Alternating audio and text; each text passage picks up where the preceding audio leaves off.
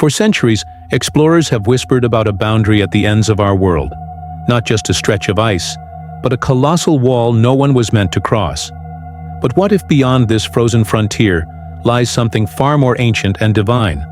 Some believe that the Garden of Eden itself is hidden beyond the ice wall, sealed off from mankind and protected by powerful angelic beings, just as described in the Bible. These guardians, stationed at the edge of paradise, may still be watching. And what lies past them? Reports speak of extinct creatures roaming freely, even the woolly mammoth. Others claim to have seen strange, non-human entities, as if time and creation itself continue differently in these forbidden lands. What is the truth, and why has the world been so determined to keep it hidden? They tell us Antarctica is just a frozen wasteland, but why is it the most protected landmass on Earth? Why are civilian explorations banned? And why do all military forces agree on one thing, that no one should be allowed to venture too far beyond the icy perimeter? Some believe this isn't just to preserve the environment, but to hide something. The idea of an ice wall isn't new. It's ancient. Cultures long before our time drew maps with circular borders, placing Earth at the center and surrounding it with a great sea of ice. But what if that outer rim isn't the end? What if it's the beginning of something else? Another world sealed off since the days of Genesis. According to some suppressed interpretations of ancient texts, Eden wasn't destroyed. It was concealed, hidden beyond reach after mankind was exiled. The book of Genesis mentions cherubim with flaming swords guarding the entrance, and according to the book of Enoch, there are lands where fallen angels were cast, locked away until the day of judgment. What if both Eden and those imprisoned beings are hidden beyond the wall, preserved in a state untouched by time? Imagine stepping beyond that ice barrier and seeing beasts thought extinct, environments unaltered by sin or war, or entities that were never meant to interact with humanity again. Could this explain the legends of Hyperborea, the rumors of lost continents, and the strange sightings near the South Pole that never make it to mainstream news? They say the first land you reach once you cross the Antarctic ice wall isn't barren, but beautiful, untouched by modern corruption, and ruled by forces ancient and strange. This land is known as Hyperoreia, described in Greek legend as a paradise beyond the north wind. Many researchers believe it was never mythical at all, just hidden. According to this theory, Hyperoreia was concealed beyond the ice wall after a great global reset, preserved in a state of divine isolation. And the strangest part, it's still inhabited. Explorers speak of beings that resemble angels, but not the soft-winged figures in modern art. These are radiant, tall, luminous creatures, almost humanoid but clearly not of this earth. Some believe they're remnants of the original Watchers, or even survivors of the first creation. Towering beasts are also said to roam freely. Animals long thought extinct like mammoths, saber-toothed tigers, and even dragons in forms that resemble descriptions from ancient texts. The terrain itself is bizarre: endless green fields with no decay, mountains that glow at the peaks, and a golden sky that never fully dims. Time behaves differently here. One step could feel like a second or an hour, depending on who you are.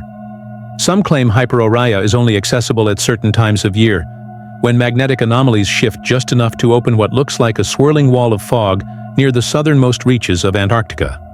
Maps allegedly taken from hidden Nazi expeditions and lost naval logs all point to a single region, an entry point disguised as an impassable glacier. But once through, the temperature changes immediately.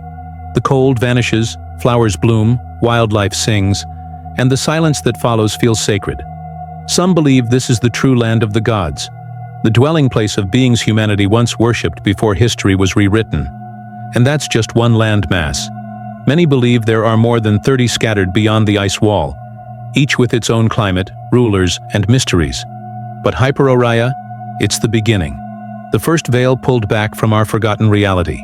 If you want me to turn this into a full series, exposing the names, creatures, and secrets of every landmass beyond the ice wall, then comment Part 2 below, and let me know you're ready to go deeper.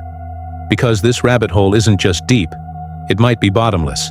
According to those who've studied the ancient maps and decoded the oldest cosmologies, the Earth isn't what we've been taught.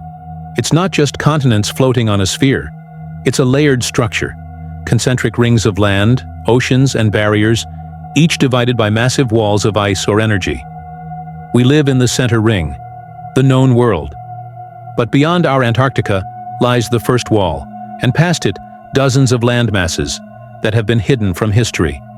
And in the second ring beyond that, Eden is real, and it's beyond the ice.